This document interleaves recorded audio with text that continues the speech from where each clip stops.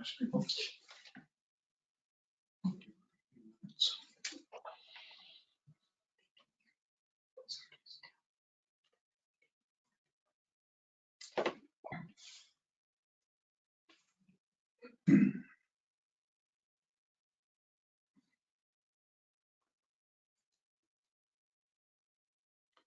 evening, everybody. We're still waiting for some people to log on. We'll be starting in about 2 minutes.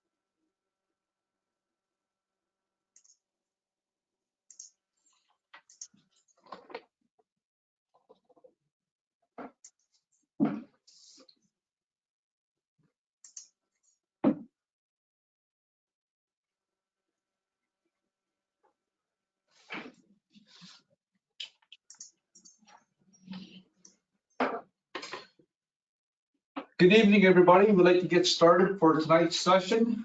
Tonight we're going to have a session on our flooding claim. Bonjour, Gima Gima Nijnikaz, Kias Agin Donji, Ogishkamin Lucy Maze Nato Dem, Chime Quich Kenawea.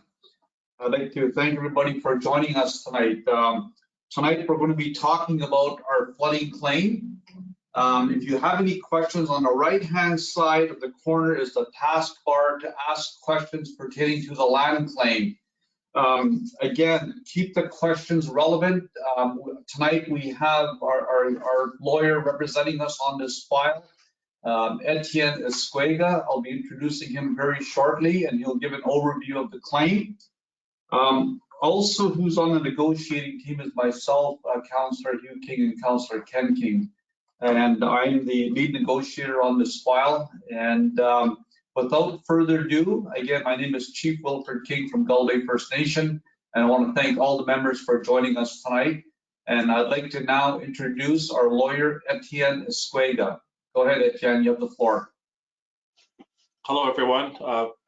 Thank you for this opportunity to meet and present to you tonight. Most of you, many of you, some of you may know who I am. I've met many of you. I'm related to lots of you as well. My grandparents are Joe Hawk and Agnes King. My grandmother was a member of the community and a descendant of the community. I'm a lawyer now. I've been practicing since 2005.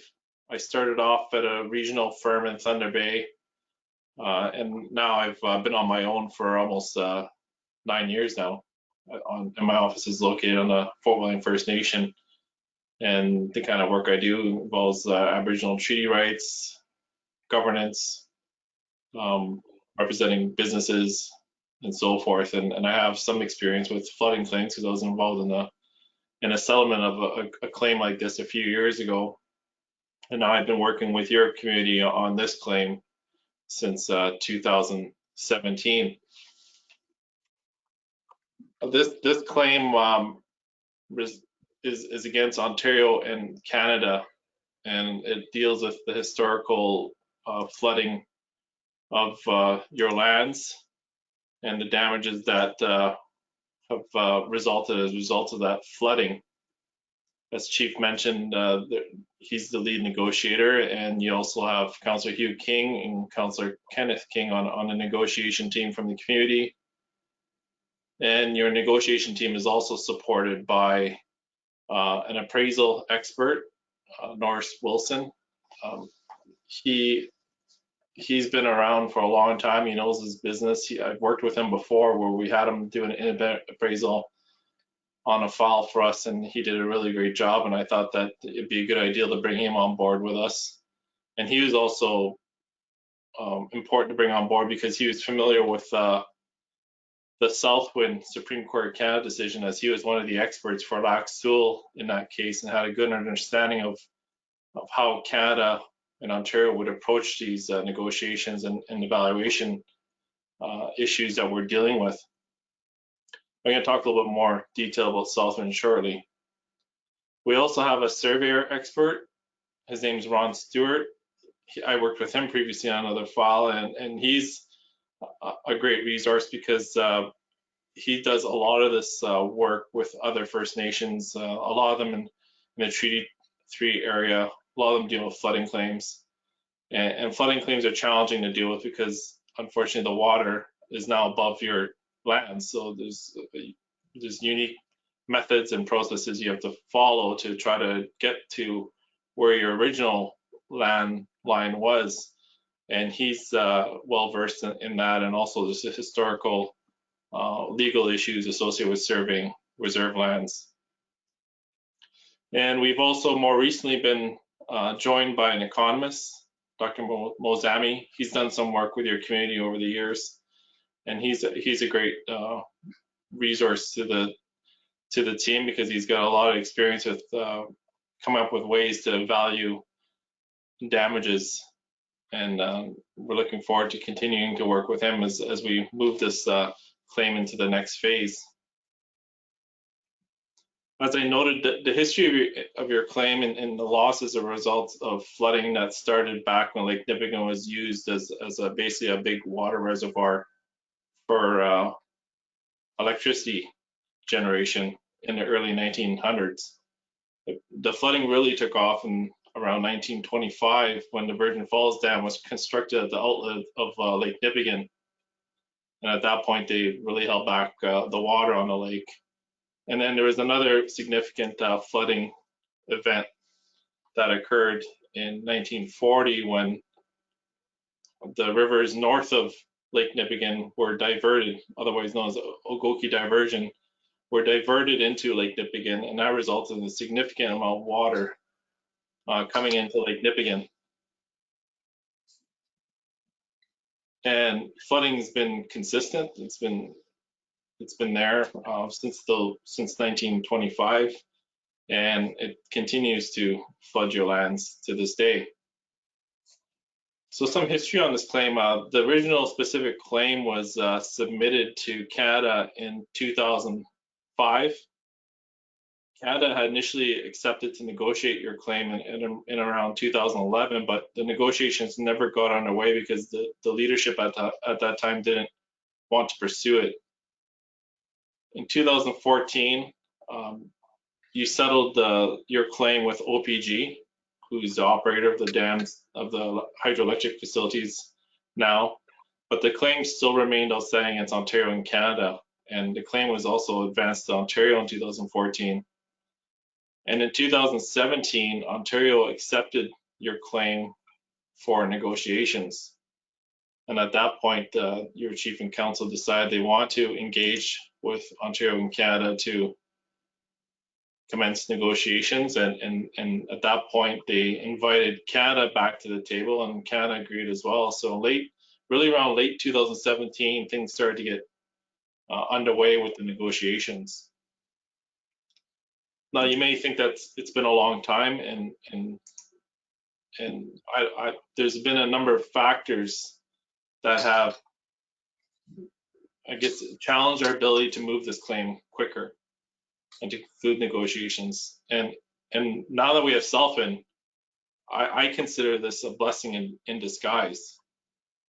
The Creator meant for this to be delayed and to be a challenging process, because it gave Southwind time to work its way through the courts. But some of the factors that we had to deal with and continue to deal with are, for example, with the provincial and federal government. Every time they go into election mode, they go into a caretaker mode. And this recently happened with Canada in the summertime, when Justin Trudeau, the Prime Minister, called the federal election. And shortly thereafter, his negotiator said, well, we're in caretaker mode, so we can't negotiate with you. And we haven't been back to the table with them since July, but we do have a date set for November where we can resume discussions. We've also been challenged by a beneficiary issue, basically because Gull Bay was the only signatory from the Lake Dipigan region. Canada has always been questioning Gull Bay's authority and how much authority and who they have to deal with and who they have to advance claims on behalf of. We think we've come to a solution of that issue, and we're always very concerned about that issue being not addressed in a manner that's appropriate, because we're concerned about Canada not having a mandate to be there at the table to actually conclude negotiations. Why would we go all the way down the road with someone only for them to say that they're not going to settle with you? So we feel comfortable now where we're with the solution we've identified with Canada for that issue. Of course, the pandemic has brought its own unique challenges to all of us and all of our lives and every day. And with the pandemic, it certainly affected our ability to negotiate like we were prior to that. Our last meeting was just the last week of February. Our last in-person meeting, sorry, was the last week of February, just before the pandemic was declared. And it's when you're negotiating these types of claims, it's nice to be able to get into a room with people so that you can have good, meaningful discussions, see how people are responding to the discussions, and just being able to engage, have breakout rooms where you go strategize. We did that often when we're in person. And with the electronic negotiations, it certainly changes the way you can do that. We have continued to negotiate, but it's certainly much different. And then finally, we spent some time talking about what lands we should be looking at in these negotiations. Of course, the Gull River site was on the table. We have to look at the flooding of the Gull River site, but we've always maintained that the sites located at Jackfish Island, Redstone Point, Little Caribou Island also needed to be included in the assessment of the lands that have been affected by the flooding. And although Canada and Ontario have said that they do not have a mandate to settle claims at this point in relation to those sites, they have come a long way and agreed with us that we should do the analysis of those sites as well. So some of the other things we've been negotiating include the different heads of damages. So I've already talked about the loss of land, but we've been talking a lot about how are we going to figure out how much land, and that's where Ron Stewart comes into play and has been very helpful for us, because we need to identify what lands, and then how we're going to figure out what lands, how we're going to figure out how much land has been affected by the flooding. And it's not just the lands that are underneath the water, it also includes any lands that are above the water but are detrimentally affected by the action of the water. As you know, erosion has been occurring, so that a lot of that is land above the water line that is being detrimentally affected. There's also notations in the file of complaints of the land along the mouth of the river being swampified because of the higher water table. So that's another example where maybe it's not all underneath the water, but certainly it's been affected because the quality of land has been turned to swamp. We've also discussed evaluating loss of spiritual and cultural sites. In particular, a lot of grave sites were affected by the flooding. We need to discuss ways to evaluate those damages. There's the loss of the fishery, loss of the water quality, and loss of your hunting and gathering sites. These are all examples of the types of damages and things that we're talking about at the table.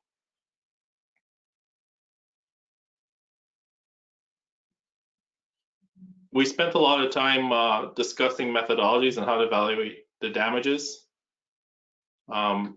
Just before the Supreme Court Canada decision from earlier summer was released, we were prepared to undertake a land appraisal exercise. And we spent a lot of time negotiating with Canada as to what the independent land appraiser would be doing in that valuation of your lands.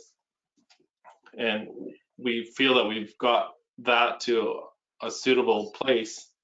However, since the Supreme Court of Canada decision was released, we think it's best that we do not proceed with that land appraisal at this point until we have a good discussion with Canada on how we're going to deal with Southwind and its rulings on how to assess equitable damages, as they're called in these types of proceedings.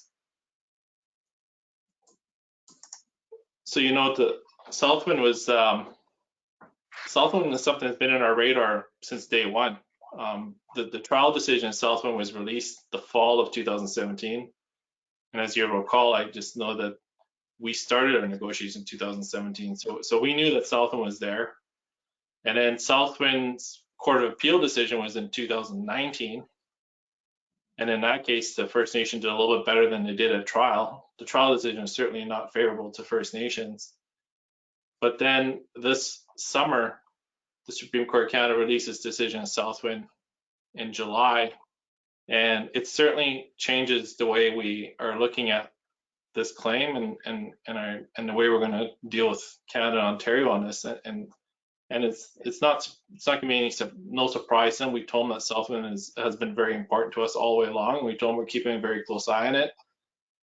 And we told them also that there should be something provided to the First Nation on account of revenue sharing or the revenue sharing opportunity that you lost as a result of the Crown's breach. And that's what Southwind dealt with. Lac Seul First Nation is the plaintiff in the Southwind case, and they advanced that case on the basis that they should have been provided some sort of revenue sharing damages that they lost as a result of the flooding. And they provided the court with some evidence from out west where another First Nation was compensated for revenue sharing back in the 1920s. And what's remarkable about the Southwind case and your case is that the time frame is very similar. It's almost on point. And Southwind and Lac Seul is not very far from where you are, right? So Southwind has the benefit of this sort of compensation mechanism. You should have that same benefit as well.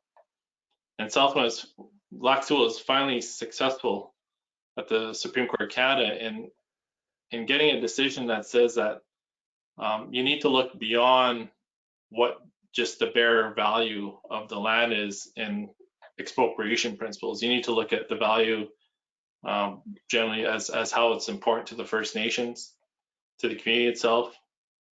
And you have to look at it from the context of a fiduciary who's supposed to be handling your lands in your best interest when they take your lands, and to get you basically the best deal. Canada has traditionally claimed that such damage assessments need to be made from the perspective of what would have happened, as opposed to what could have or should have happened. For example, in the past, it wasn't uncommon to hear Canada say, well, you know, if they don't agree with you on your view on damage, they said, well, we would have just expropriated anyways. And if we expropriate your lands, you'd only get whatever per acre. That was always their position.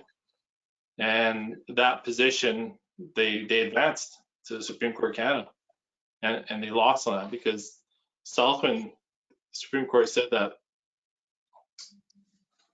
it's not only it's not what they would have done, it's what they should have done.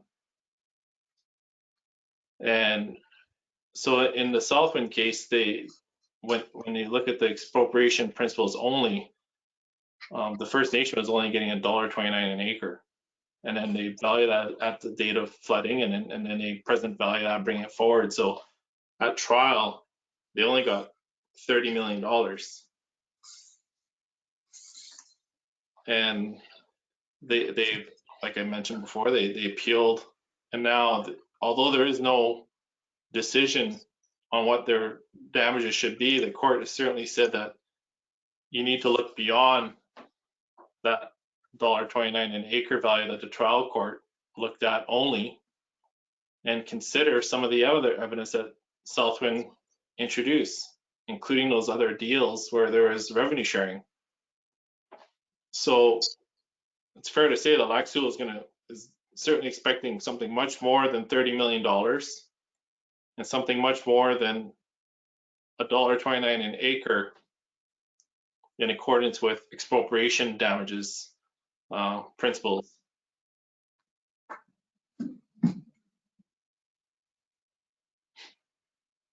I'll read you a quote from the Supreme Court of Canada on this issue.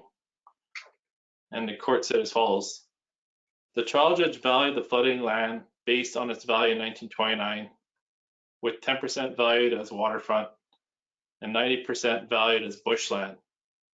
He determined that because Canada was authorized to expropriate the land for public work under the Indian Act, provisions in force at that time, the land should be valued based upon expropriation 1929. Thus, the trial judge concluded that the First Nation was not entitled to be compensated for any value that the land provided to the hydroelectric project itself. In my view, this approach to equitable compensation for breach of fiduciary duty is flawed. By looking solely at the amount the Lac Seul First Nation would have received if Canada had complied with the general law relating to expropriation, the trial judge gave no effect to the unique obligations imposed by the fiduciary duty. The trial judge improperly focused on what Canada would likely have done as opposed to what Canada ought to have done as a fiduciary. While I agree with much of the trial judge's analysis, this error tainted his assessment of equitable compensation. So that's just one quote of many within the decision that are very helpful to what we're doing at the table. And as I mentioned before, Southwind is certainly helping us move this claim forward. It's resulted in us putting a delay to the land appraisal process while we get back to the table to talk to Canada about how they want to deal with our demand for some recognition of revenue sharing as well. So our plan to move forward, and Canada and Ontario are well aware. Canada and Ontario are well aware of the fact that we want to discuss that one. We put them on notice immediately. Your chief has reminded me to put them on notice a couple of times. We've done that. We told them that we want to make Southwind the #1 agenda item, the priority agenda item at our next meeting. And hopefully they will come prepared to meaningfully discuss the process on how we can calculate what your damages should be in light of what revenue sharing would have produced for you. We also need to continue to evaluate the other heads of damages that I mentioned, and we are certainly doing that work. We've been doing that for a while. And we also need to continue our work with determining exactly how much land has been affected. But subject to any questions you may have, that's the summary of your case, who's involved, and our plan for moving it forward in light of the recent Southwind decision. Thank you. Thanks, Etienne. First of all, I want to make a couple clarifications. In 2010, I lost the election for 2 years. That's why the claim didn't move forward. I can't speak why the previous chief and counsel that was in at the time did not move the claim forward. I was re-elected in 2013, and I restarted that claim moving forward. So that's just for clarification purposes. We were working on the claim prior to 2010. I lost the election and nothing happened on the claim. I got reelected and we reconstituted the claim in negotiations. That's the first thing. Second clarification is on the beneficiary issue. Canada's position, for the most part, throughout the negotiations was that there was only one band of Indians on Lake Nipigon, and that was known as the Lake Nipigon Band of Indians, and it was one reserve for Chief Mishi-Makwa. And what they were trying to tell our negotiating team is that everybody on Lake Nipigon had should have been or may be entitled to a share of Gull Bay's reserve lands and any kind of settlements. We challenged that very vigorously, and we made it very clear that there was one reserve set aside for Mishi-Makwa and his people, and that was Gull Bay Reserve. The other First Nations, they had other settlements, they had other communities. And in fact, we made it very clear that we became very adamant that they settled with one First Nation in regard to flooding on Lake Nipigon. And I said, how is it possible that you're saying that this First Nation has a claim to Gull Bay's reserve lands and any kind of settlements when they themselves had settled directly with that First Nation? So let's make that very clear. I think the issue, the beneficiary issue, is now a dead issue because of our larger land-based negotiations. In a letter from Canada, they said that because we're settling the larger land base, they're no longer raising the issue of beneficiary in our negotiations. So the beneficiary issue is no longer a point that they're raising in our negotiations. This flooding will be for Gull Bay and Gull Bay First Nation only and its members. As Etienne had talked about Southwind, the Southwind is very, very important. I read the case thoroughly a couple of times. Similar fact evidence, similar fact in our situation. We do have an expert report that's in draft form right now, and we cannot share that right now because it's we're not finished yet. And once we get a chance to talk with an offer, it's quite a substantial amount of money that will be given to Gull Bay. And I can't say right now what the amount is because it's in draft form, but it's an awful lot of money, folks. And I think it's due. And again, when we looked at the equitable damages, which Etienne had explained to everybody, that's very important. So we have a couple of questions here. And again, this was a similar question last time. And the question is, why are we being updated now? It seems convenient that there's an election around the corner. And we've always made it clear that this was a long process. We didn't start this negotiations last year. This was going on way back when I was chief in 2002, when I first looked at the claims that Gull Bay should have been entitled to. And again, that process stopped for 2 years when I wasn't chief. I was reelected as chief and we rebooted those claims again. So again, it's just a matter of time that had not the pandemic took place, we would have had an election last year and you would have been getting this update either from myself or someone else. So I want to make that very clear. I've seen some of the postings, some members saying that this process is, being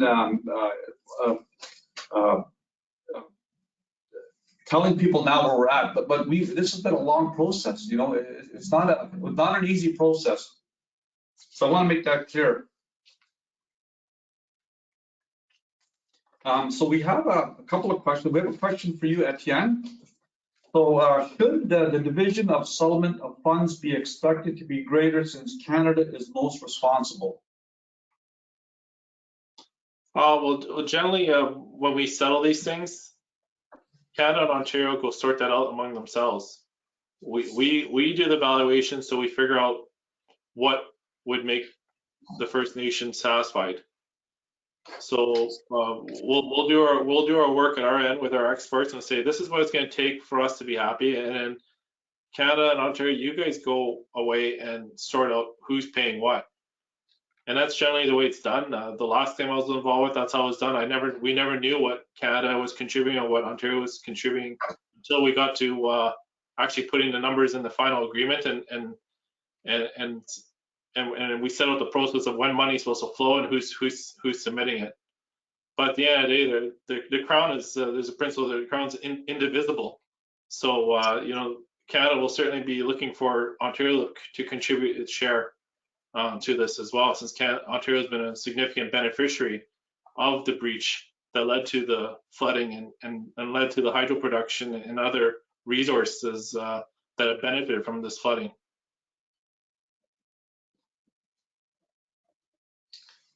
Another question, Etienne. Does this settlement mean that we get more land, and does this get added to our larger land-based claim, or is it money only? Okay, Chief. This is an option on the table. Canada's always maintained and Ontario's always maintained that we could settle this by money only, or we could do a combination of both money and land. We haven't taken a definitive position on that just yet, but certainly if the community wants more land, then I guess that could be an option. But given you have your larger land-based claim, you may be able to deal with additional lands through that process and focus this one on cash. Okay, I have a question for you, Etienne. What are your fees, Etienne? Are you working on a percentage or fees? Okay, are you okay with me talking about how the retainer works, Chief? Sure, I have no problem with that. So yeah, I'm not on any sort of contingency fee, so I'm not going to get super rich off the bat if you get to the settlement and I get 25% of the deal or something. I work on an hourly basis and I get paid by the hour, and the First Nation submits budgets to Ontario for some grant funding, and then there's also loan funding available through Canada if needed. Yeah, I think it's always been our position of Chief and Council that we don't pay contingency fees. Contingency fees in Ontario, I think, are up to 30%. And I've never agreed with contingency fees, and I would never pay contingency fees. I'd rather pay the hourly rate. I think contingency fees, there's been some law firms that charge contingency fees and they take a lot of their settlements. So I don't agree with them, and I think it's much better to pay on an hourly rate. We have a question for both you and me, Etienne. Do we have more negotiating power now than we did before? You want to go first? You go first. I believe so. I think that Southwind has certainly woke Canada and Ontario up as to what their risk is if they want to litigate. And we've talked about this internally. If they don't want to have meaningful discussions with us at the table, then the option is to litigate. But certainly with a very comparable case to yours, Southwind, Lac Seul, that went all the way to Supreme Court of Canada, and the court basically said, you value this wrong, you need to go back and consider this. I think that we have a much better position now that Southwind has clarified all that. Okay, we have I like to answer it as well. I think you're right, Etienne. You know, we have a Supreme Court of Canada decision that really supports our claim. I think that announcement by the Supreme Court of Canada really benefits Gull Bay First Nation. And I don't see any way that, and again, even in the judgment, there was a majority of the justices of the Supreme Court ruled in favor of Lac Seul. And again, it was a long read, that case, but it was a very, very good case for all First Nations right across Canada. So I concur and agree that Gull Bay is in a much, much better negotiating position prior to Southwind. Thank you. There's another question, Etienne. Does the claim by Rod Wigwash to be a hereditary chief hurt KZA? I'm not in a position to answer. I as of now, the Canada and Ontario recognize the existing chief and council as being having the authority to negotiate and be at the table. I think they will continue to respect your process in your next election, and whoever's chief and council, they'll deal with them. But in terms of any hereditary chief claims and that being an influence, I have not seen anything from my perspective that may impact our ability to negotiate. Okay, I have another question. Can we restart the Gull Bay fishery as an industry now with the government knowing how the flooding affected both the fish and the fishermen? I'm not sure how to answer that, Chief, but we haven't had those discussions at the table, so I can't give any definitive position on that. Maybe I can answer that, Etienne. I think that obviously Gull Bay had a very vibrant fishery on Lake Nipigon for many years. In fact, Lake Nipigon was known as an Aboriginal fishery, and our people were the only people that fished on that lake at one time and sold that commercially. And what happened back in 2004, 2005, I just forget, the Ministry of Natural Resources closed the walleye fishery, which hurt our community. So it's not so much even that there's flooding, but I think that it's an argument that we could make that we have an Aboriginal and treaty right to commercially fish. And there's been recent cases that talked about First Nations having that legal right to commercially fish without permits, without licenses, and so forth. So that's another area that we want to work on as well as we move into our next mandate, as reconstituting our fishery on Lake Nipigon and making sure that our people are allowed to harvest that resource and make a living at it. Another question here we have, can we ask for the construction of a new dock or wharf? Well, certainly we are, the issue of the former wharf of the community is something that is part of the infrastructure losses that we've identified, and something that is going to be compensated for when this claim is settled. So basically what will happen is you'll get a chunk of cash from the government, and at that point you'll have the right to decide how you want to expend those funds. But generally, I don't think we'll have Canada and Ontario agreeing to come build it, but they will compensate for that loss. There was a question on the negotiating team. As I stated earlier, I'm the lead negotiator for Gull Bay. We also have Kenneth King and Hugh King as co-negotiators with me. Etienne is our legal counsel on this file. On the larger land-based one, I know it's kind of related, but I'm the only person on the negotiating team right now with our legal counsel, Robert James. And the reason why we didn't strike a negotiating team was that we went into mediation, and we got a proposed agreement. So there was no need for a negotiation. I was anticipating that we would start a negotiating team on the larger land claim and be in protracted negotiations for years, but we've come to an agreement based on the mediation session. So there was no need to strike a negotiating team. We saved a lot of time, effort, and money and resources on coming up with a deal without striking a negotiating team. So right now, those are the two teams. And again, once we start also on the other claims, that's when we'll look at striking up a negotiating team. So on the treaty annuities and also on the highway right-of-way claim. There's a question here.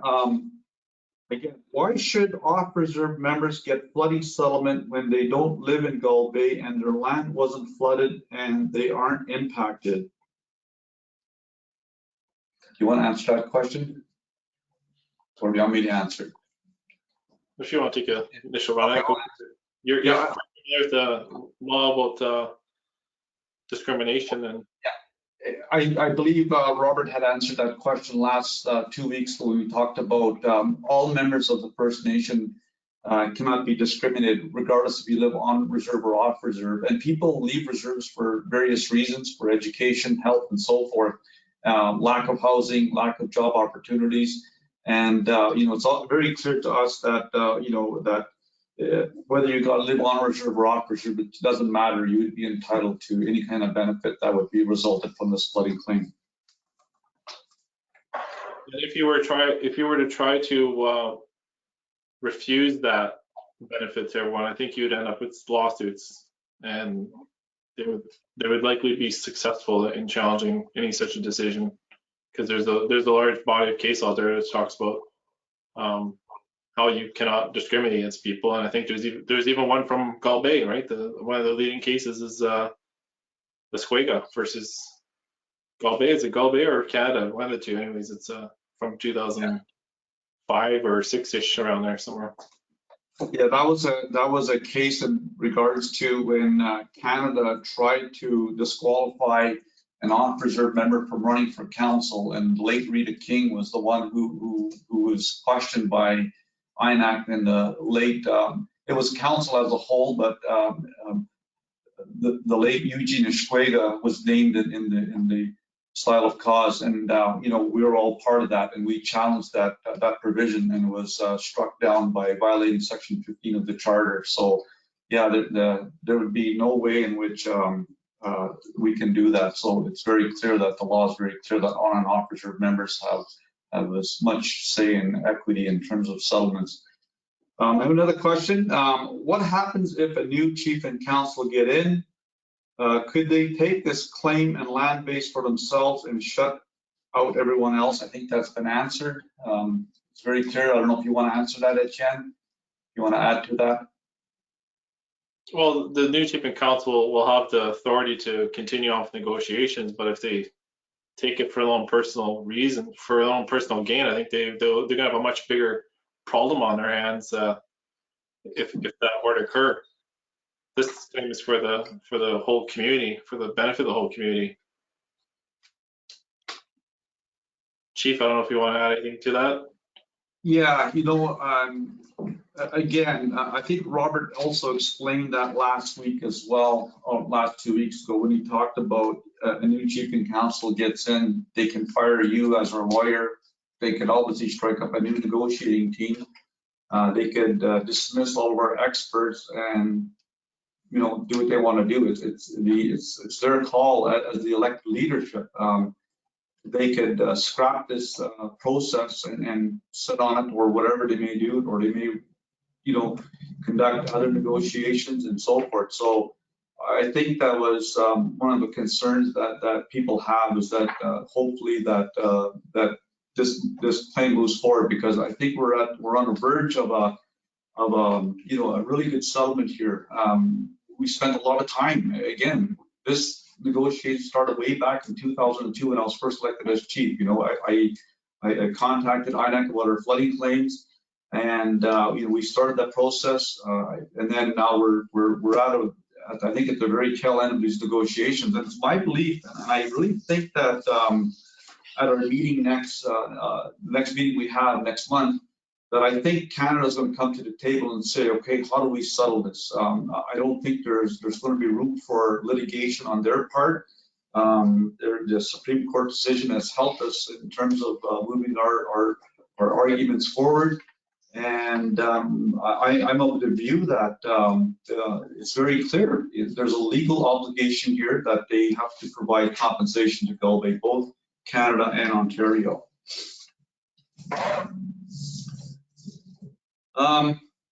Another question, will a settlement be ratified by the members? Do we get to vote on the details? Etienne, I'll let you answer that question.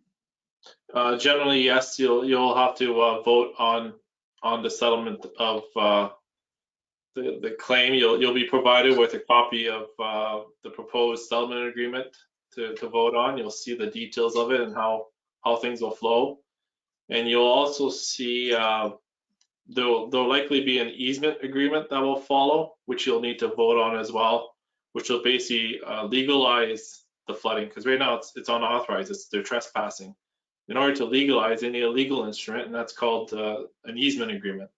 So they'll need to put that before you to approve as well, so that they can continue to do what they've been doing illegally for the past 100 years.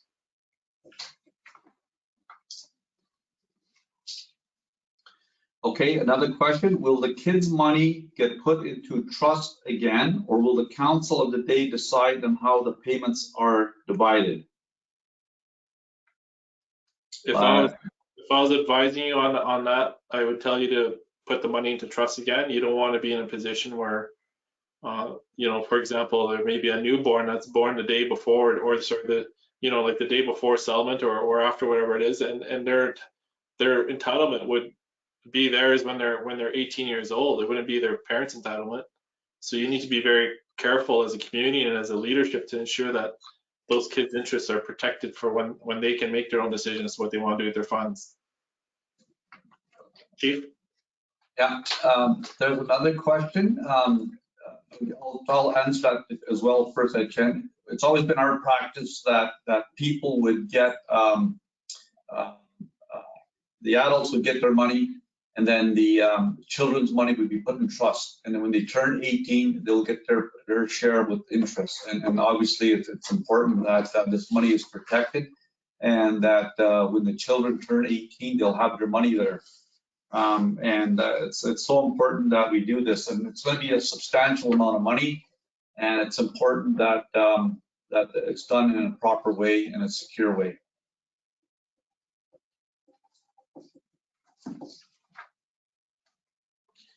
Okay, we have one last question. I'm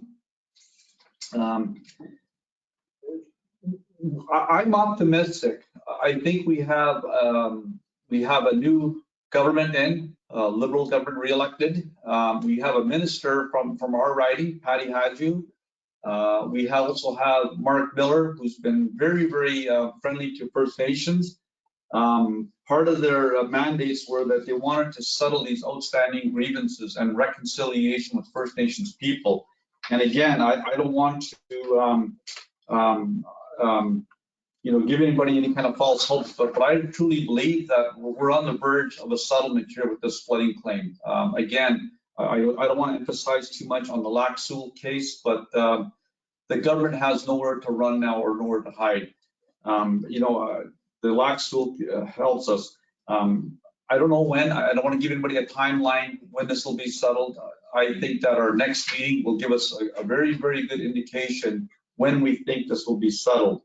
And I'm hopeful, and I think we talked about this a while back, that we feel they'll probably come to the community and say, here's an offer. And if it's in line with our expert reports, then we would then definitely take it to council for a yes vote. Once council ratifies it, Etienne will provide the advice to council whether to accept the deal or not accept the deal and tell us if it's a good deal or a bad deal. Then we take it to the membership for ratification. And usually when that happens, it takes us about 65 days to ratify the deal. And again, I hope that, we want to anticipate that this will all be done in a short while. And I'm hopeful that we have right now we have both parties, Canada and Ontario, are looking at settling. This has gone on way too long. And I'm hopeful that we will resolve this in our favor. And again, I want to thank all the members of Gull Bay for being so patient and understanding that these claims take a long time. I've talked to other communities, I've talked to other lawyers, and sometimes these claims take 25, 30 years to resolve. And I think we've managed to get these claims done in a relatively quick period of time. And again, I don't want to boast about our process, but we have a good negotiating team, and I think that's critical. And I have a very good understanding of these processes and the law as it relates to claims. I understand claims very well, whether they be a specific claim, comprehensive claim, or claims of another kind. And again, I want to thank the members for having the trust in us to move these claims forward in a quick manner. And again, I want to thank everybody again. We have a good team, we have a great lawyer, and we also have a very, very good resource team. I think that's so critical. Those are the three elements in order to get these claims moving forward.